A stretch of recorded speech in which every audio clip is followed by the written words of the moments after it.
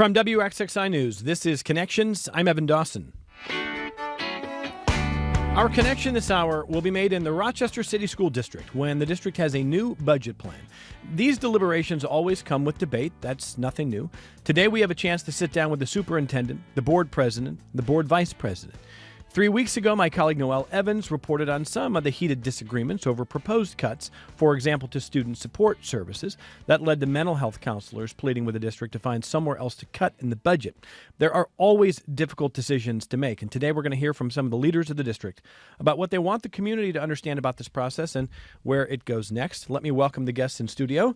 Dr. Eric J. Rosser is the superintendent of the Rochester City School District. Dr. Rosser, welcome back to the program. Thank you for having me. The president of the board is Camille Simmons. President Simmons, welcome back. Thank you very much. And Vice President Amy Maloy is with us as well. Thank you for being here. Thank you. What is the timeline in the process here? And I guess I'll start with the superintendent. If you want to take us through where things stand and where they're going next here. Yeah, we're in a good place. We have put together a budget that is based on, of course, the governor's executive budget, and we all know that there's still conversations happening in Albany, and we're waiting to hear what those final numbers will look like. There is some progress, as we've learned earlier today, where there's a tentative handshake agreement between our lawmakers and our governor, and we're just waiting to hear from our governor and our state lawmakers as to what the state aid allocation will be here for the Rochester City School District. The Board of Education has delayed its budget vote from this past Tuesday to this upcoming Tuesday, May 12th, and we are looking forward to presenting, our draft budget to the board on that day. Okay. President Simmons, how many votes does it need to pass? So we have a board that comprises of 7 members. Board majority would be 4 votes for the budget to pass, but you don't want to just count votes. You want to really drive consensus and get everyone in a space where we can find commonality to really support the students of Rochester. So in a perfect world, we would have all 7, but that may not be the reality as we have these discussions. So 4 is the majority, and we could have more. Okay, so let me just start with a general question on how you all approach this, and then we'll get much more specific because my colleagues have reported on some of the issues that have come up in the last few weeks. I'm sure there will be community questions, and people can weigh in by emailing connections@wxxi.org or calling the program toll-free, 844-295-TALK. It's 844-295-8255. 263-WXXI if you call from Rochester, 263-9994, or you can join the chat if you're watching on the WXXI News YouTube channel. For all 3 of you, you've been through many budget processes now through the course of your service to the communities that you serve, both here and elsewhere. And I want to ask, I'm going to start with the superintendent and ask all 3 of you this. This is your first budget in Rochester for you, Dr. Rosser, but you've done this many times now. Yes. And there's always going to be disagreement. There's always going to be probably some pretty heated disagreement, whether it's boards, community members, and we will talk about that. None of that is new. Right. How do you weigh the kind of criticism and that how do you discern whether the criticism is good faith, fair, and appropriate enough to stop a budget in its tracks and rework it versus what may be sort of run-of-the-mill for a process that's always going to be contentious? Well, to your point, Mr. Dawson, you're correct with your evaluation of the budget process. There's never a perfect budget. There's always going to be things that individuals believe should be added to a budget or taken away from a budget, and you never have 100% consensus on a budget. There's always going to be disagreements, and there's going to be agreements around, various things. It's important to recognize that when it comes to our students, that we make decisions that are sound and that are fair and that are student-centered. It's important that when we look at our budget, we see our budget as one investment that will be a part of many investments. And what I mean by many investments, each year we most certainly are looking to continue to capitalize and make additional investments in things that we know are going to move the mark.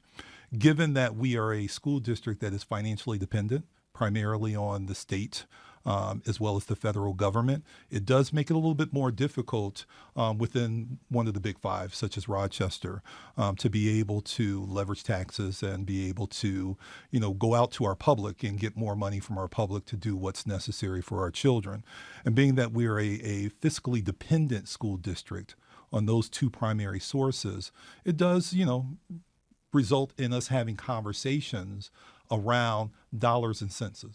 So the conversations are more around what can we afford, can we not afford, and we have to make some tough decisions at times. Board President Simmons, there's always going to be disagreement. Of course. How do you decide when it is enough to maybe move your vote, and how do you discern when it's a typical kind of disagreement that is going to be a part of the process, but it's not enough to maybe move you? Right. So one of the things that I believe is a guiding factor for any board member is to consider how the decision will impact our children. That is why we are here, to serve our children and educate our children. And so if a decision is going to cause insurmountable harm to children, I think that is a dead split right there. And so it's important that we as board members go into these conversations understanding the complexities, the nuances, and that we take the concerns that are presented to us very seriously, come back, ask those tough questions, gain clarity. And if we haven't gained clarity, ask some more questions until we gain clarity and we're in a space where we know this is going to take our district in the direction we're hoping to see it go. We have to do that homework. Vice President Maloy, what do you think? Yeah, and I agree with Dr. Rosser and with President Simmons. I know my focus for the last 2 years has been to try to change the governance model that we have for our board. And we've adopted the student outcomes-based governance model through the Council of the Great City Schools. And so when I look at a budget, I am looking for a budget that is student outcomes focused, aligning resources to student need, and ensuring that our students are going to reach those academic goals. So before we jump in now to the specifics, I have an obligation, I think, to President Simmons to follow up from a conversation that happened yesterday on this program. Sure. We were talking about an issue that is not within the budget, but certainly affects the RCSD, enough so that President Camille Simmons published a pretty critical public letter this week about a proposal on Rochester City Council to sell two old school buildings, schools 20 and 29, which have been vacant for 6 and 3 years, to charter schools. And Council member Michael Patterson was on this program to talk about why he is in favor of that sale. What I want to do is I want to read a little bit of your letter, and then I want to let you listen to some of what Mr. Patterson said. We'll get your response because I know you weren't here yesterday, Sure. and I've got to give you a chance to respond because Absolutely. he obviously made some pretty heated remarks there. So part of what you're concerned with the charter school sale has to do with the effect, as you see it, on the students in all of Rochester, not just those who go to the city, the charter schools itself. And you said the following. You said, quote, "This is not merely a matter of real estate. It is a fundamental question regarding the future viability of the Rochester City School District. While we understand the city's desire to move vacated properties, selling these buildings to charter schools creates a cycle of disinvestment that directly undermines our public school system," end quote. And regarding the fiscal pressures on the district, you said, quote, "Our current budget necessitates a transfer of over $150 million to charter schools, money that is pulled directly away from our ability to provide essential services, mental health support, and extracurricular programs for the 21,000 students who remain in our care," end quote. I want to listen to some of the comments made by Councilmember Patterson. The first is regarding math and the money as he sees it. Let's listen. Sure. Let's talk math. Her key point is money, not kids. Well, she's talking about serving kids. Yeah, brother, but wait a minute. Let's talk about the number of kids that she's not serving. So, $1 billion budget, $150 million, 15%, right? Charter schools serve 30% of the kids who could be in the city of Rochester, City School District. Well, that sounds like a profit center to me. I give you 15% and you take 30% of my kids. Tell me how you're losing. Just math. Tell me how you're losing. All right, so on the math there, let's ask if you all want to weigh in. I'll start with you, President Simmons. Go ahead. Sure, absolutely. And I've had some great conversation with Councilmember Patterson as well as some of the other leaders at City Council regarding the position. And when we look at the key drivers concerning this year's budget or any budget that we're looking at, and we consider the state of charter school expansion across the nation, it does directly correlate with how those dollars are able to serve our children. And so fundamentally, my position does bring us back to children being served and resources. And so when we consider some of the key drivers that are impacting the Rochester City School District and the children that exist in the Rochester City School District, that is increased healthcare cost, employee cost, transportation, that's going up. But one of those other drivers, and there's plenty of others, one of those drivers are charter school tuition, and $150 million does go to paying charter school tuition. That's not a question, that's simply a fact, and it is impacting the resources in our district. And so as a public school president, I would have no other position.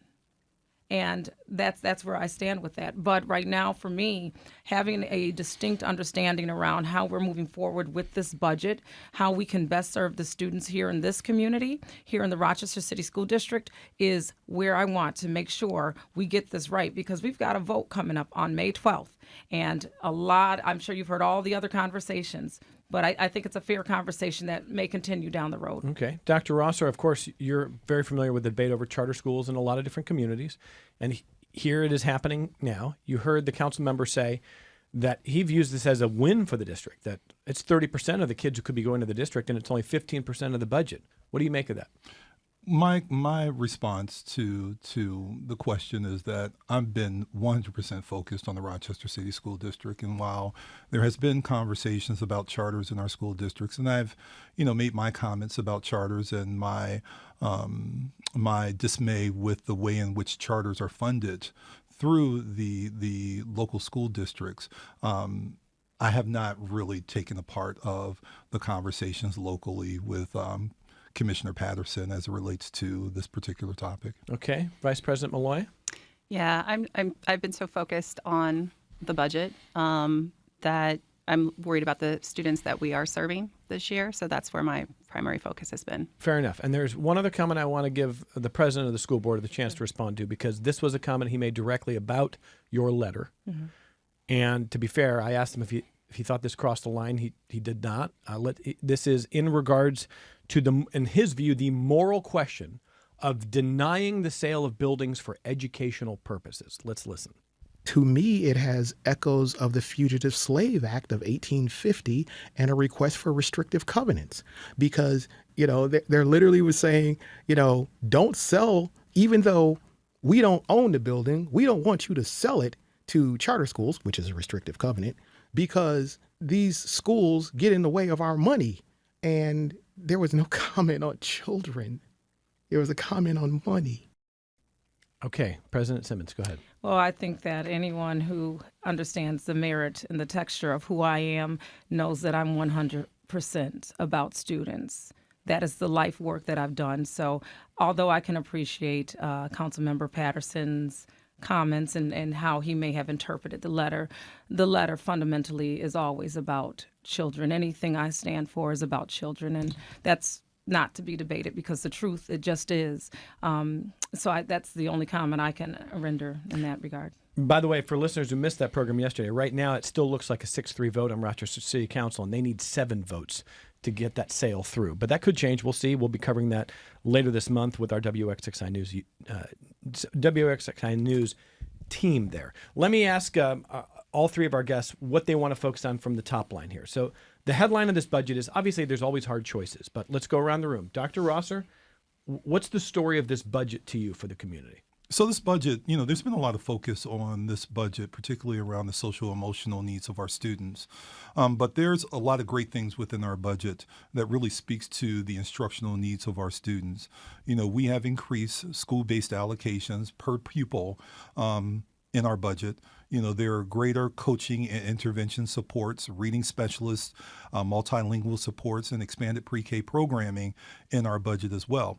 And of course, understanding that the community school model is a very successful model here in New York, as well as across the country, we're also investing in our current budget to make sure that we're expanding our community school model to be able to not only support our students, but also support their families and the greater community as well. So there's a lot of great things about our budget. And of course, as I mentioned earlier, no budget is perfect. And we do, want to make sure that all of our students have exactly what they need. But this boils down to one fundamental thing, which is the dollars and cents.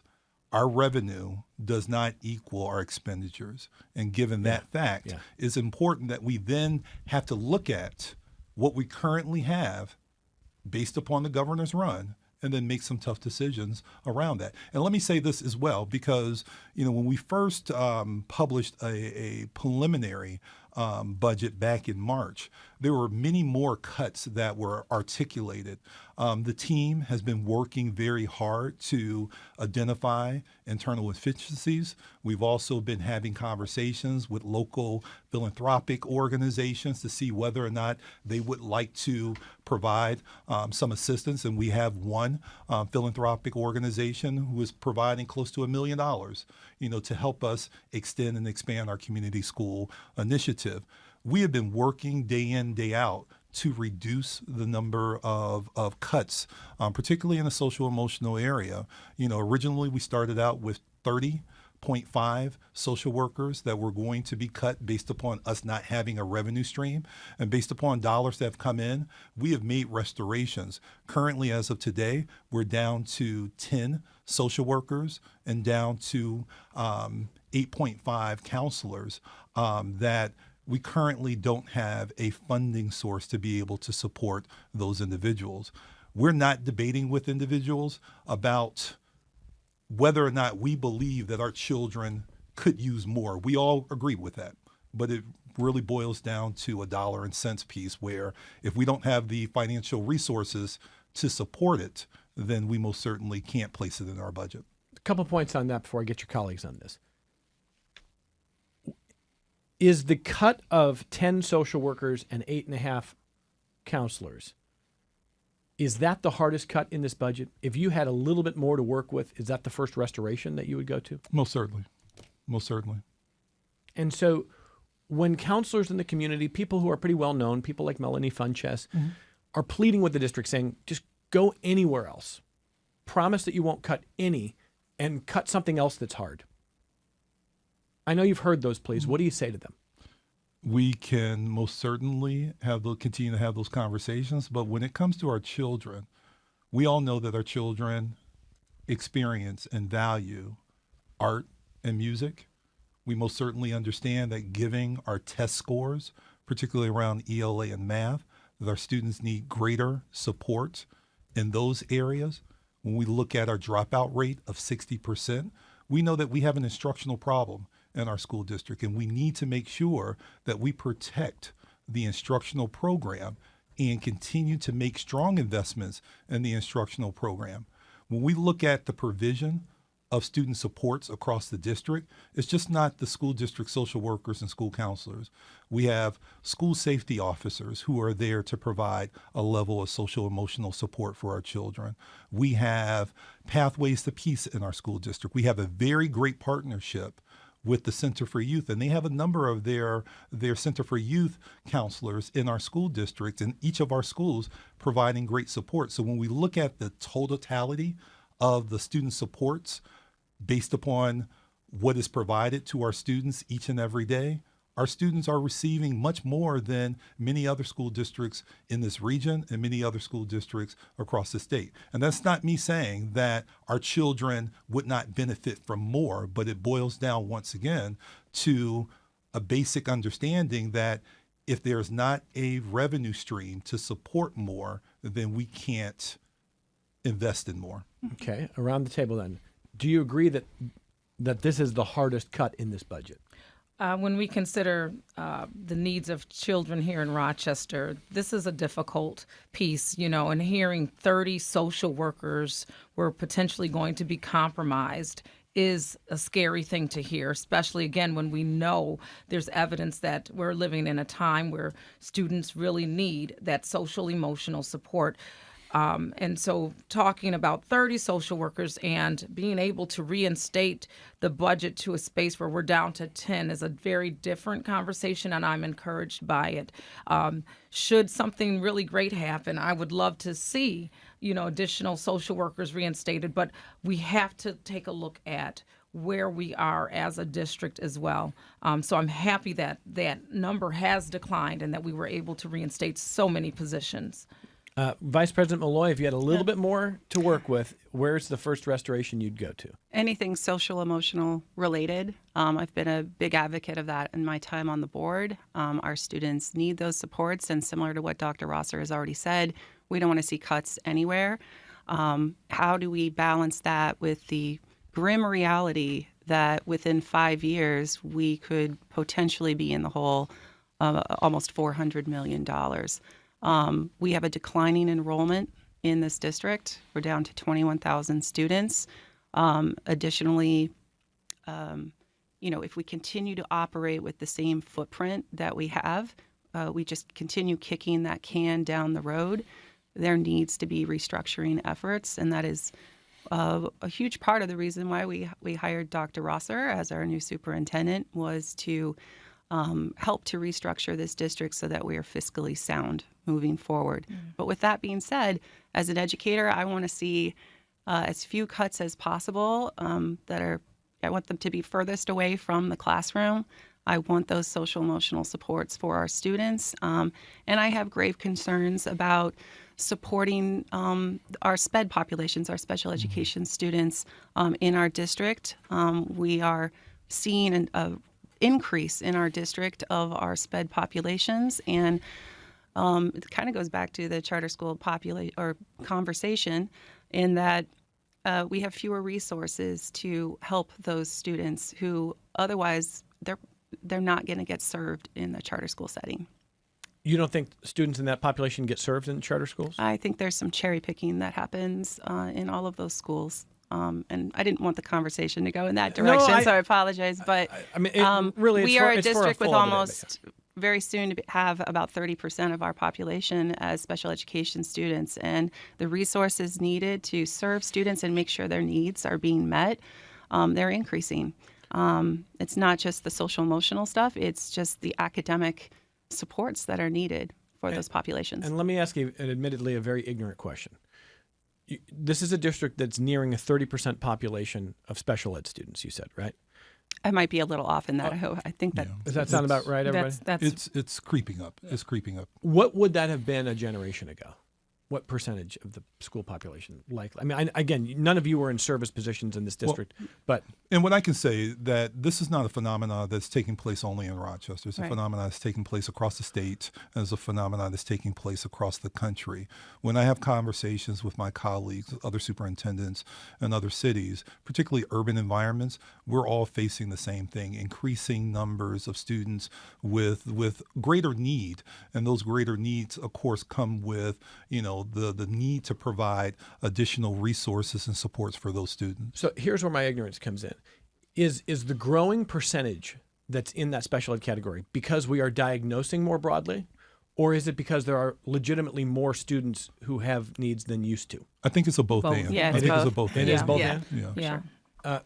Because that designation carries with it a lot of important weight for schools to be able to serve that population.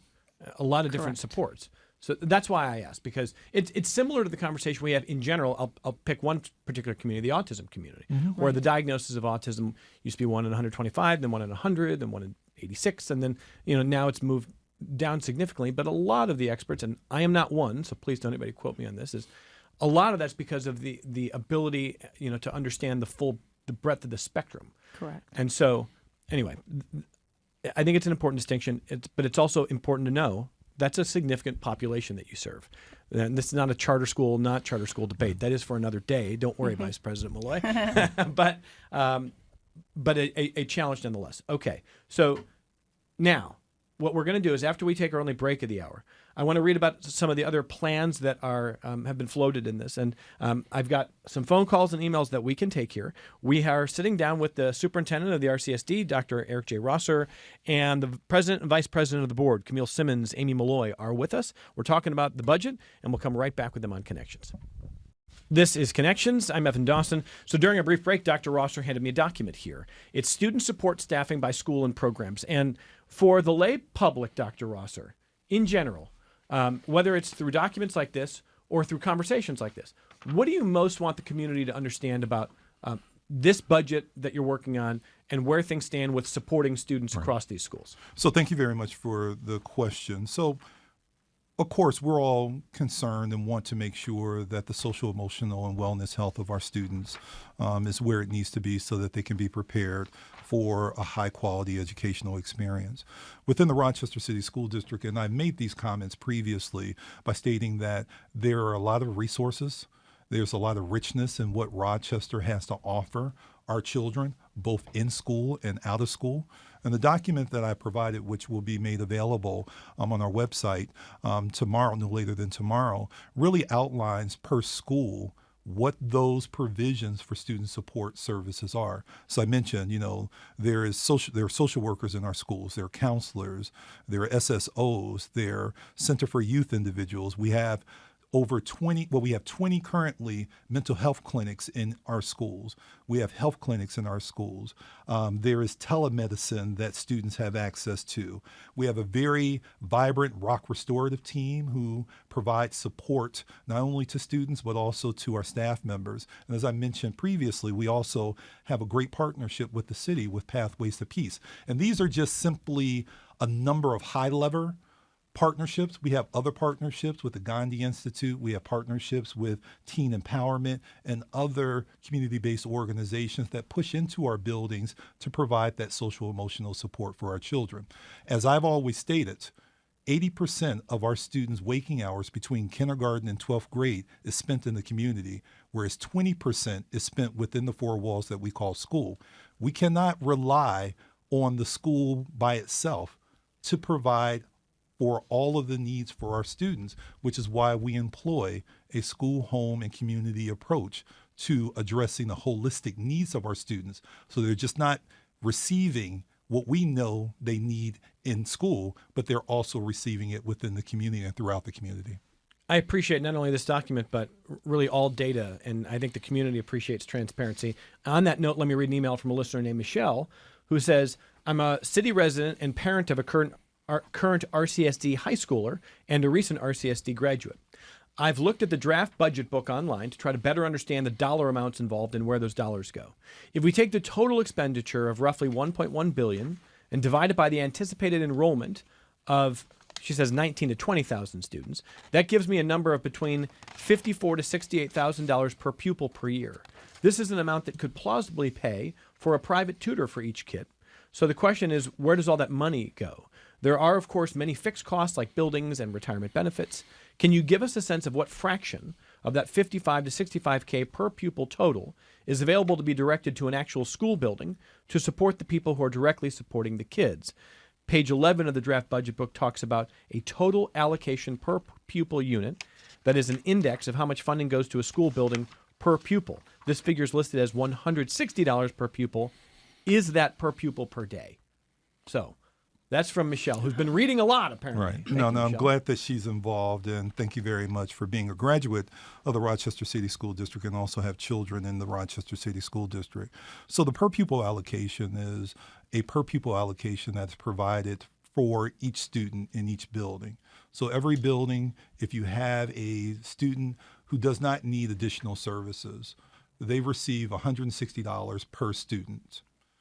For students who with an exceptionalities, there's an additional $60 that's provided to those students. And for students who are English language learners, there's an additional $60 on top of the $160. Those dollars are provided to each of our building principals. So our building principals have greater autonomy to then, as a part of their operational budget, then be able to have additional things in place for those students. Now, that does not focus solely, or that does not speak solely to what is provided to students. Of course, at the central office level and through the staffing of each of the buildings, that there are additional resources that are provided. But these are dollars that are provided to the building principal and the school-based planning team for them to then decide, okay, we have X number of dollars to be able to do more for our children. And they make decisions at the building level to then determine how they're going to use those dollars. Michelle, send me a follow-up email. I hope that answers that question, and I appreciate it very much. On the phone, this is Lisa from Rochester. Hi, Lisa. Go ahead.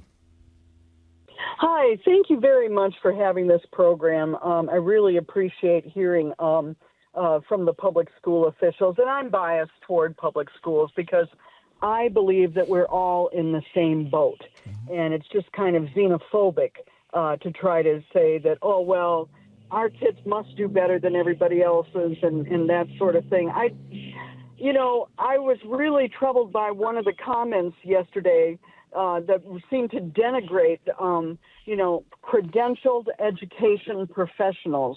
And that I really respect that. And I'm also concerned because my understanding of charter schools nationwide is that they have a tendency to jack up their scores by getting rid of the students who maybe don't test so well. And I know they deny doing it, but we can't really see their records, can we? And regarding Michael Patterson, I find his argument technique very problematic.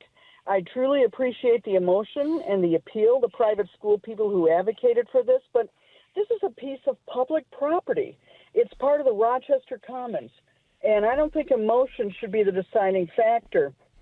I mean, a private entity to get this property at this moment when we have such a dire need for housing. My understanding, and maybe you can correct me if I'm wrong, I thought I heard that we have over 2,000 Rochester Public School students who are homeless this school year. Yeah, however they define it. Yeah, I think so. A lot there, Lisa. Thank you. That last point, I think that's correct. I'm sure I'll. And by the way, a homeless student it can mean different things. It can mean literally homeless in the way that people might stereotypically think about homelessness. It might mean you're what we would call couch surfing. Yeah. Relative to relative. Without fixed housing. Yeah, without fixed housing. And 2,000 plus is an accurate number. Is that correct? Yes, it's up there. So it's above 1,500 students that we've identified. Okay. Yeah. And of course that changes frequently. Right. Okay. And again, Lisa's redirecting back to the debate about those buildings. Just briefly, President, anything you want to add to Lisa's comments there? No, I appreciate her comments, and I really superly appreciate her comments. Okay. Lisa, thank you very much. It's 844-295-TALK, toll free, 844-295-8255, 263-WXXI if you call from Rochester, 263-9994. Bob wants to know, are all of the teachers getting all of their pay yet? That goes back to was it Oracle? Is it the Oracle? Oracle, yeah. Oh, that's what Dr. Rosser wanted. Dr. Rosser was hoping we could do 2 hours on Oracle. Is that situation still going on? We've stabilized payroll. Payroll has been stabilized since November. We find ourselves with hiccups every now and again, but for the most part, those hiccups do not present a widely spread issue that we had when we first implemented Oracle. And let me also say, I shouldn't have been flippant about it because I know there are people who are not only legitimately frustrated, but also it was a legitimate problem for a lot of people. It was. And I don't mean to diminish that.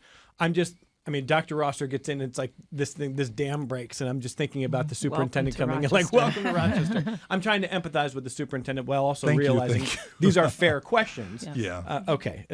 And I do have to say that, we still experience some issues, but the team has been really working hard to work through those issues so that our customers or our employees, I should say, our employees are not impacted in the manner that they were impacted, which was unacceptable, as we all, acknowledged.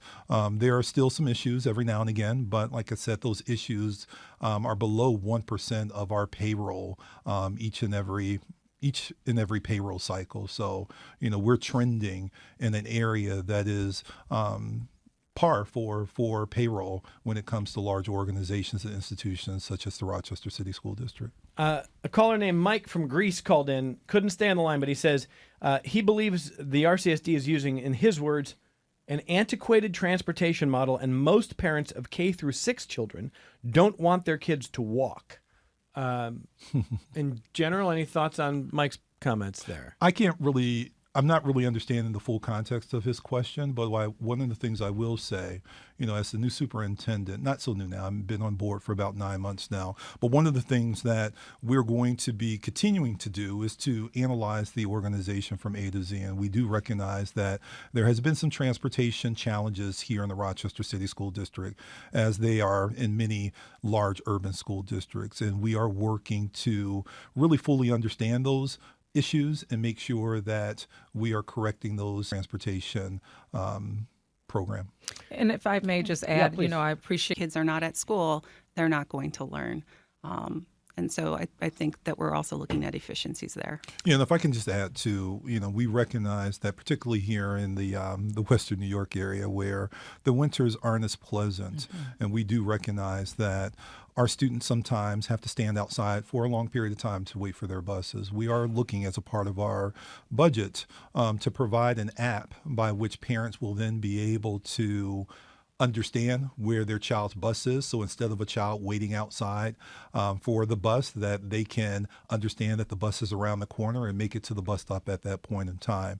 We recognize that in our school district, and I believe I may have said this on our when I was here earlier in the year, that the Rochester City School District has been challenged in the past, as most urban school environments and across the country, with attendance. We have a chronic absenteeism rate that is way too high. And of course, through the work that we've done with Strive for 5, which is our attendance campaign, that's not only a campaign, but it's also looking at what can we do as an organization to strengthen our systems and structures and supports the parents to make sure that students are in school on time and every day. 5 days a week. 5 days a week. Hence the term Strive for 5. Right? Exactly. Okay. Exactly. So what we are looking to do is to make sure that when it comes to the instructional program, that our students are there on time every day, 5 days a week, so that we can begin seeing greater improvement when it comes to our ELA, our science and our math scores 3 through 8, and most certainly our students' ability to pass the regents, as well as to graduate from high school within 4 years. You mentioned earlier this hour, I think you said the dropout rate is 60%? No. I'm glad it's not 60%. 16%? No.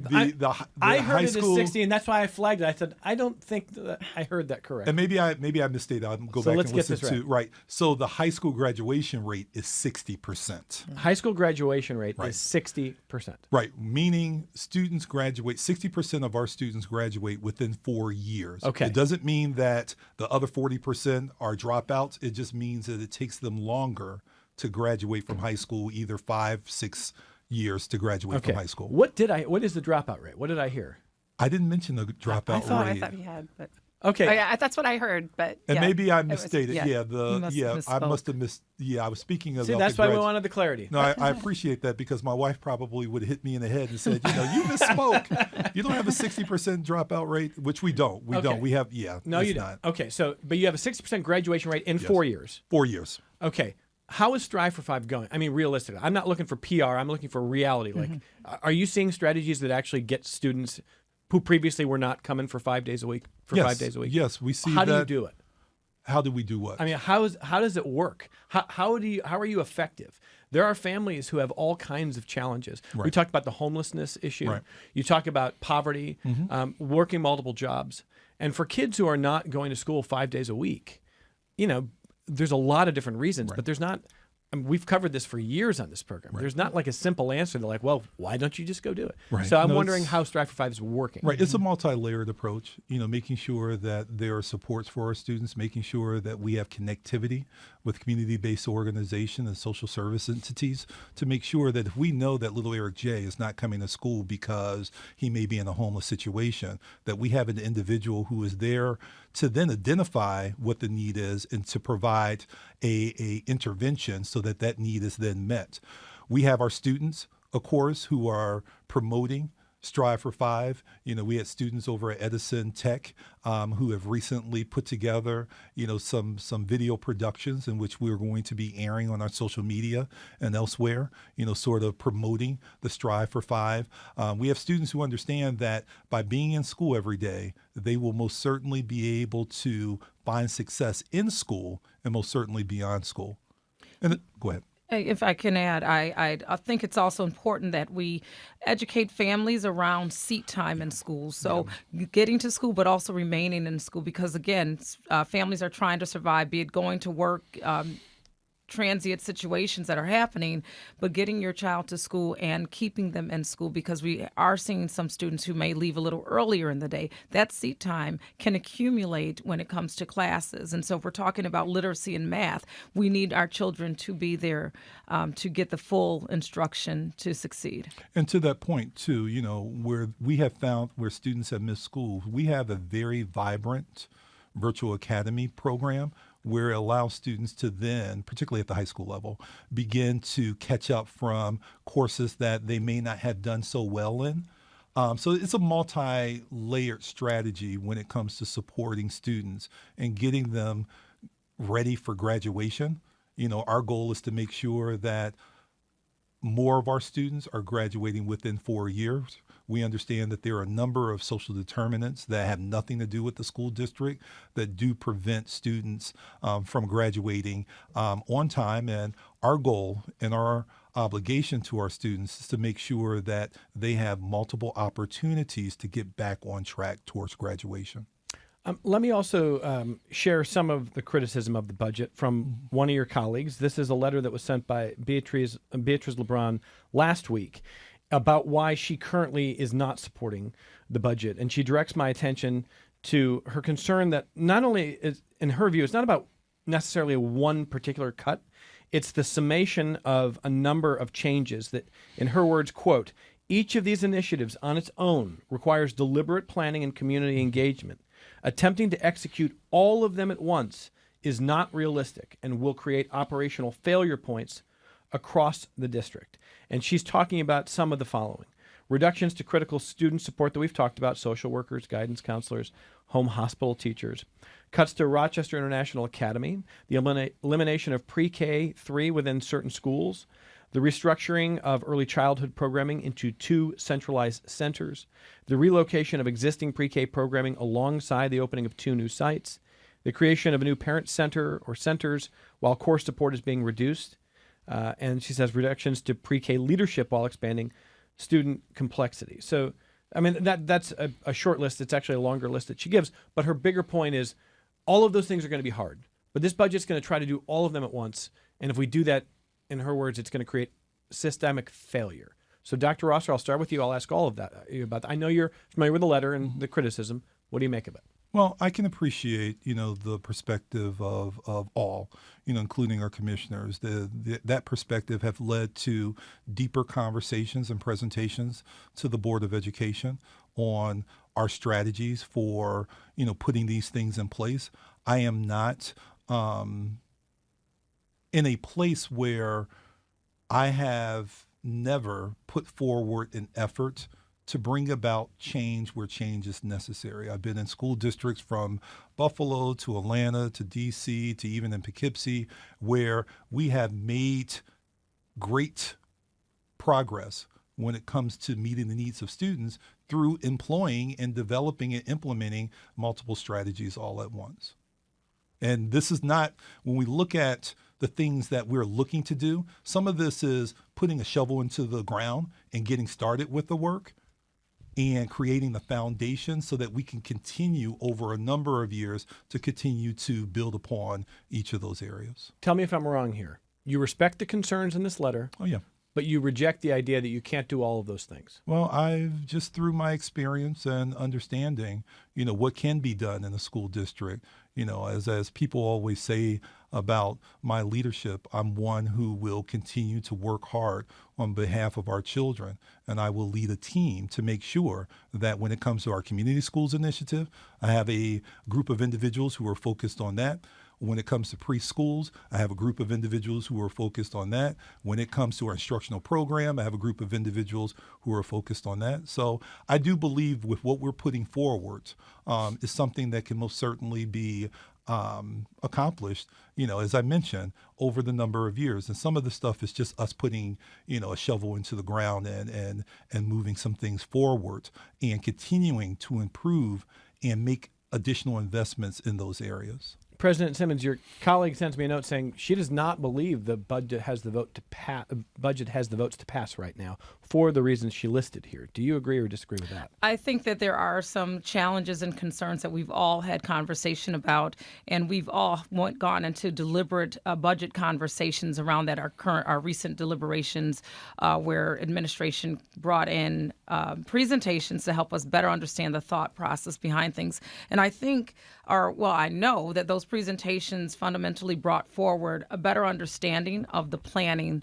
that is going into some of these pieces. So I would say that I have always had a position like when you're operationally looking at things, one of the things you want to not do is too much at one time, but to understand that there is nuance and that there is a transition plan. So all of these things are not aggressively happening necessarily. So we're pulling. Or happening in the next 3 months. Right. So there's a transition plan. If we're looking at community schools, for example, you have a starting point, and there may be a plan to work on these set of schools, and over the next few years, you'll see the progression in that particular plan. But it's nothing that's going to be accomplished in 26, 27, everything at one time. And so understanding the approach that administration is taking it helps you to better digest the direction we're going in. Vice President Maloy. Yeah, and I agree. This is a process, and I do appreciate that the administration has come back to us with the concerns, the very real concerns that we have and our colleagues have on the board. I share many of those concerns. It is reassuring to hear Dr. Rosser say that we're kind of putting the shovel in the ground and getting started, and that this is going to be a progression instead of just an overnight event. I have particular concerns, for instance, over the rollout of new programming for our SPED populations. And I've expressed that pretty publicly. Again, SPED is? Special education. Yep. Yeah. I get a note every time I do an acronym. So Yes, absolutely. So this is a process. This is part of a needed restructuring of this district so that we are fiscally accountable to not only the city, but New York State. And ultimately, we have to remember as board members that we need to be student outcomes focused. Student outcomes don't change until adult behaviors change. That's part of our new governance model, and it really delineates between the powers of the superintendent versus the power of the board.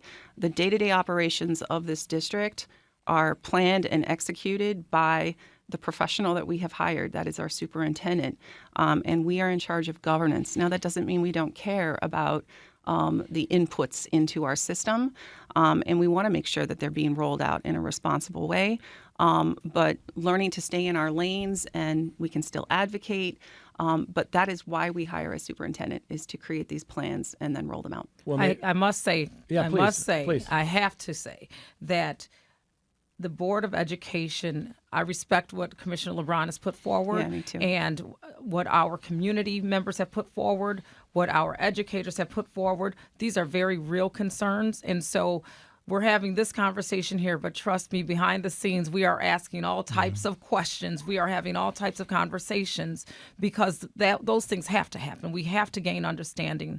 And so the conversations continue all the way to the vote. I want to end on that point with you because part of your background is in leadership. And we've talked on this program on separate occasions about your views on leadership. Correct. And this is a board that historically has been viewed as having some dysfunction. Correct. If I could euphemize. Yes.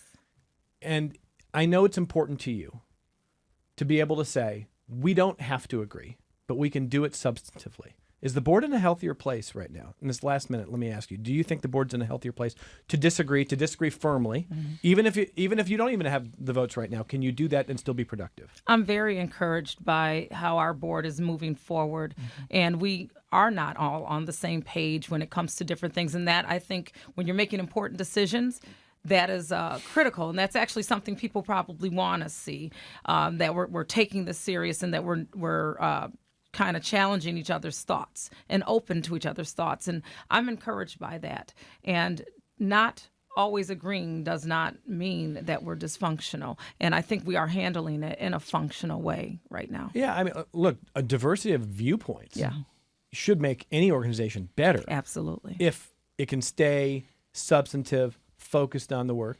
So we'll see. I mean, I guess we'll find out soon. The next vote is when, President? So Tuesday, May 12th, Tuesday. the Board of Education will be coming together to take their budget vote and figure out what is the state of the Rochester City School District. Well, listen, you're all welcome anytime. And your colleagues, by the way, on the board are too. If you're an elected public leader, I want you on this program. This is the public square. You're all welcome back here. I am grateful for the time because I know the audience is as well. And especially coming on with no precondition and talking about anything at length. It is a great service to the community. Thank you all for being here. I Thank appreciate you for it. having us. Thank you very much. That's Dr. Rosser, the superintendent of the city school district, and the board president, vice president, President Simmons, and Vice President Amy Maloy. All right, we're coming right back. More Connections in a moment.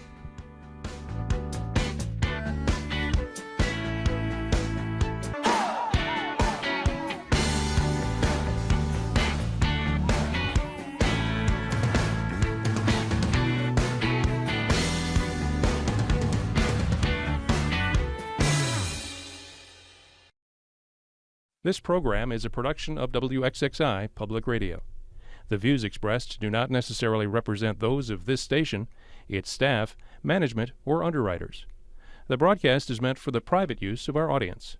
Any rebroadcast or use in another medium without expressed written consent of WXXI is strictly prohibited. Connections with Evan Dawson is available as a podcast. Just click on the Connections link at WXXInews.org.